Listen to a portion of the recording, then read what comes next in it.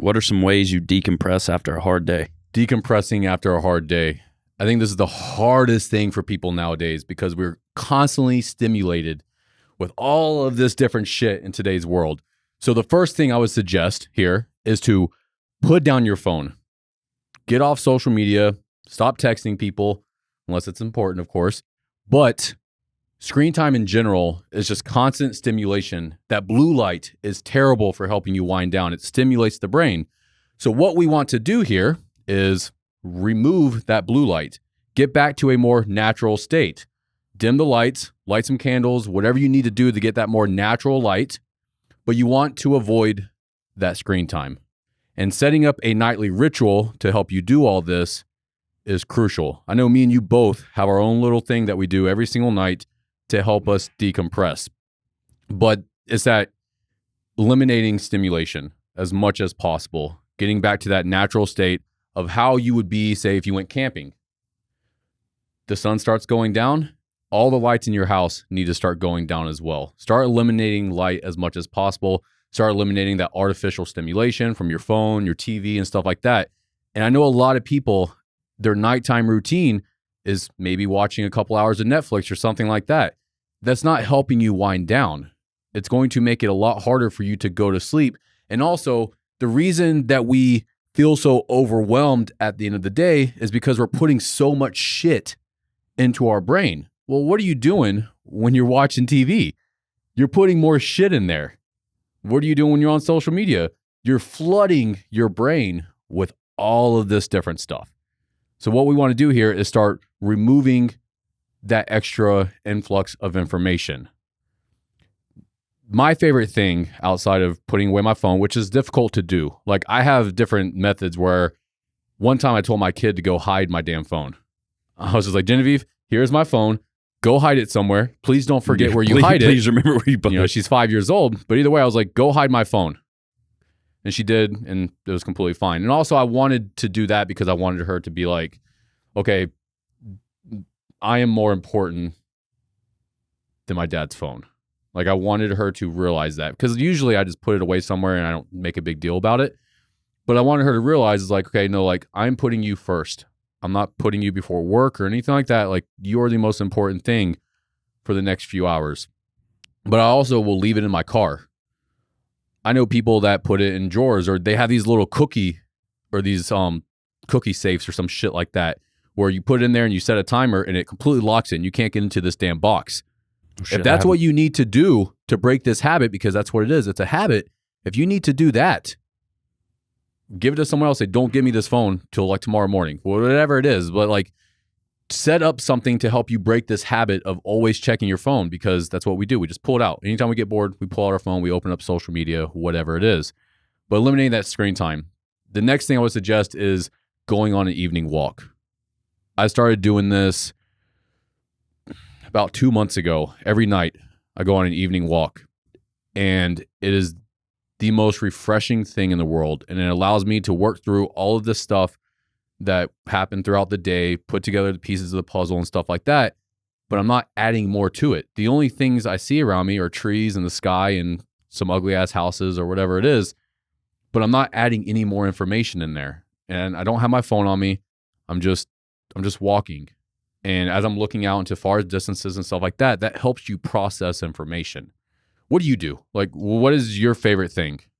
I think the best place to start is understanding what your brain does when you go to sleep. You go into creative mode. You go into your theta waves, just like when you were a child. So understanding that that's going to happen, you don't want to fill it with a bunch of shit that's just going to sit there while you sleep.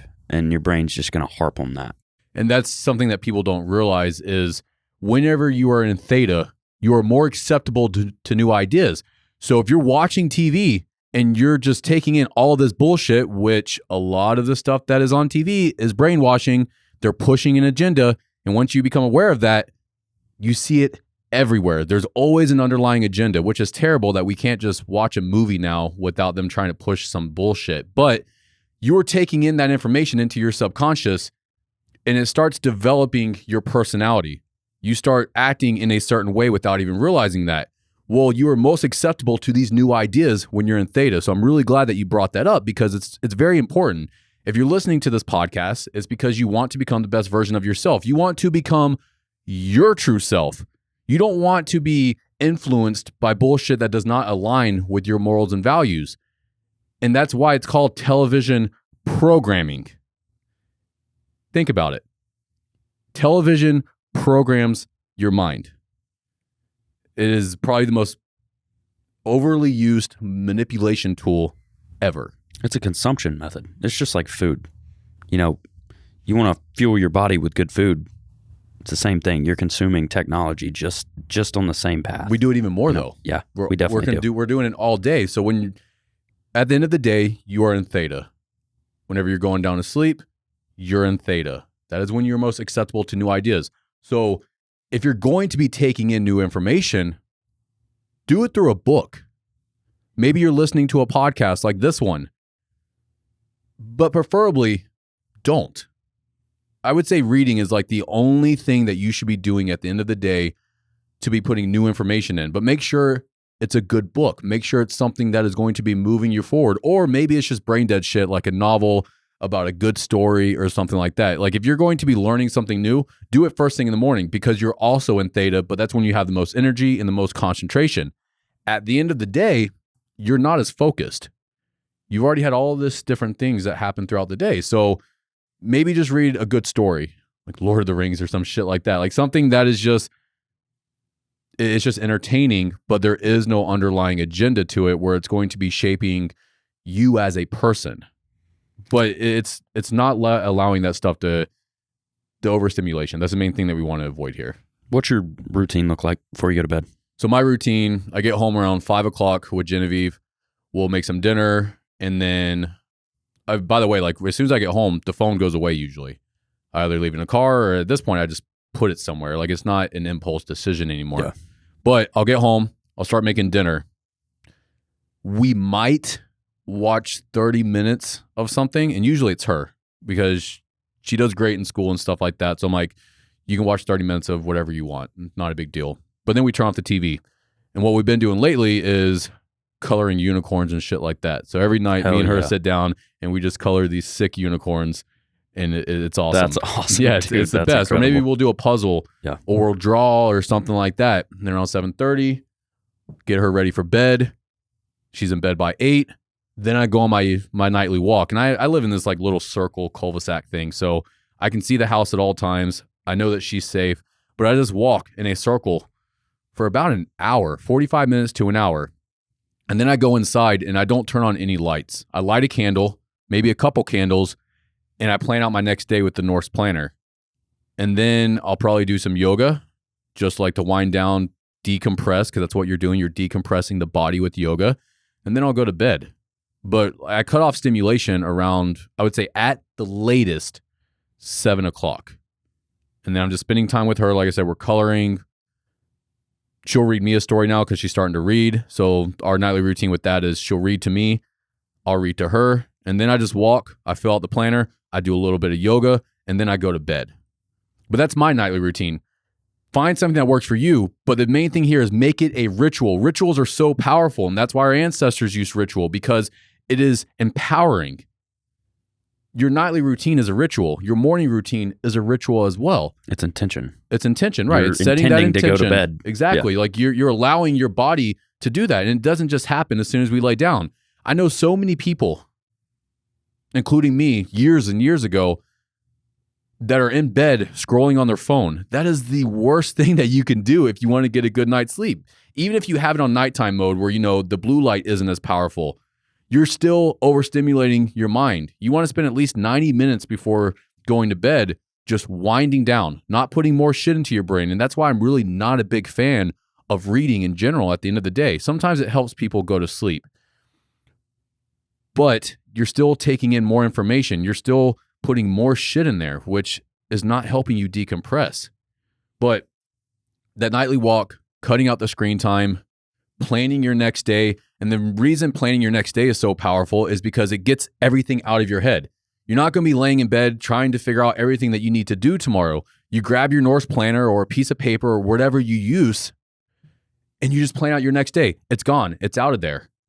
I also think that journaling is powerful for that same reason. If you have a lot on your mind, you can journal. I don't journal really at all. And that's because most of my job now is writing, either if that's sales copy for our website, or maybe it's emails. Maybe I'm just writing stuff, trying to like figure out a topic for the podcast or whatever it is. But most of my day is writing. I don't have the urge to write at the end of the day, but that's why I meditate, is to work through these thoughts. So as long as you're taking that time to really like allow everything to come full circle, either if that's walking, meditation, and that's why I don't meditate at night either, is because walking is a form of meditation if you're not overstimulating anymore. Like if you're not putting in any new information, you're working through your thoughts, that's all meditation is. It's observing what's going on inside your mind and your body. But that's what I do for my nightly routine, is just cutting out screen time, not overstimulating anymore, not putting in any stimulation if possible, and really allowing that the light to start getting lower and lower. If you're wondering like what should the light be, just look outside. As the sun's setting, the light inside the house needs to be doing the same thing. Maybe you have your living room lights on, but then at 7 o'clock, you turn those off and you turn on a lamp. Once 8 o'clock hits, you light a couple candles. And the thing with candle light is the same with moonlight. It doesn't have the same effect on our peripheral and stimulating wise as artificial lighting. Direct white light. Yeah, like fire and the moonlight does not stimulate our brain the same way that artificial light does. So you can have your whole room lit up with candles, and that's not going to interfere with your sleep. But that's how it's supposed to be. So it's like with everything else. We overcomplicate every aspect of our life. If you're wondering what you need to do, just look at what humans have been doing for thousands of years, and that's probably going to give you a good path to follow.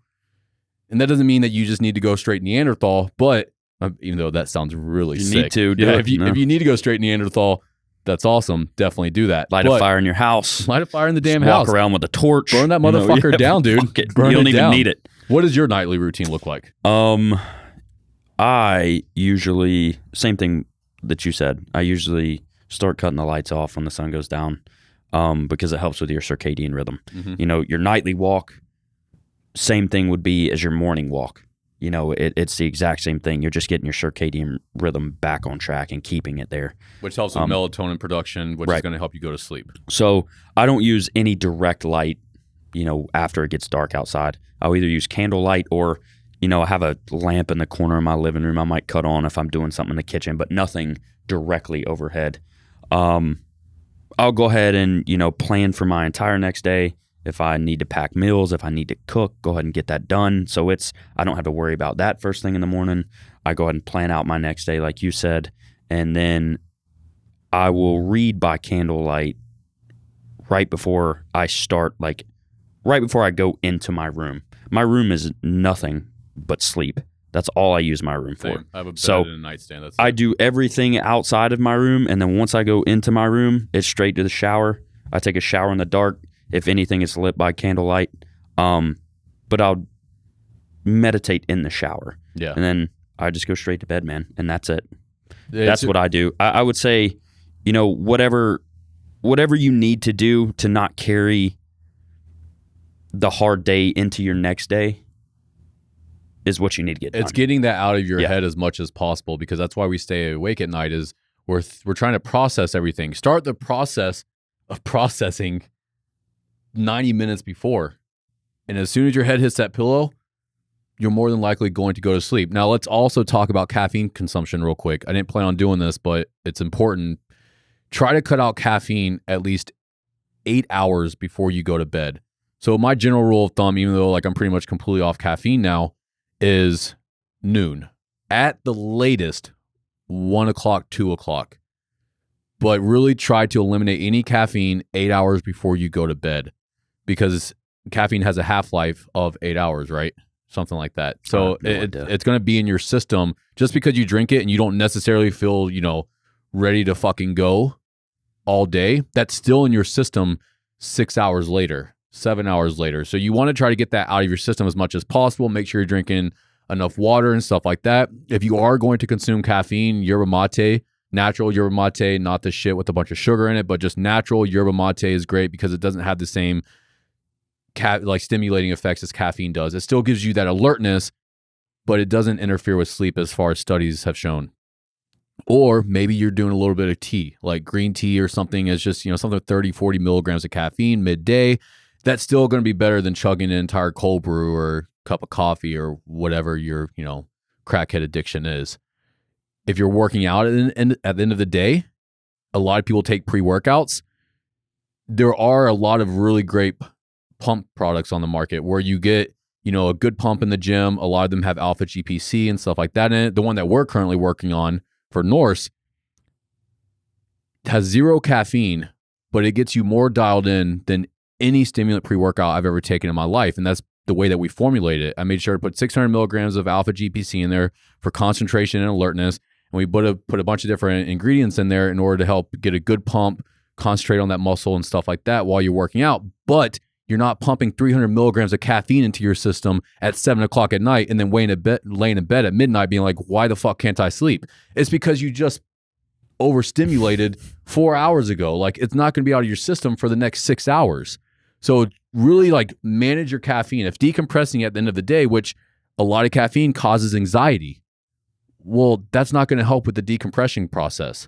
So eliminate caffeine around noon if you really just want to wind down at the end of the day. If you want to relax, maybe get like a nighttime tea or something like that with what are some, like, my brain? I drink Yogi bedtime for that's a great tea. one. Yeah. Just I do that. something to help you decompress. Also, that hot water from tea helps you relax as well. And I think if your body temperature is rising, that actually helps you go to sleep too.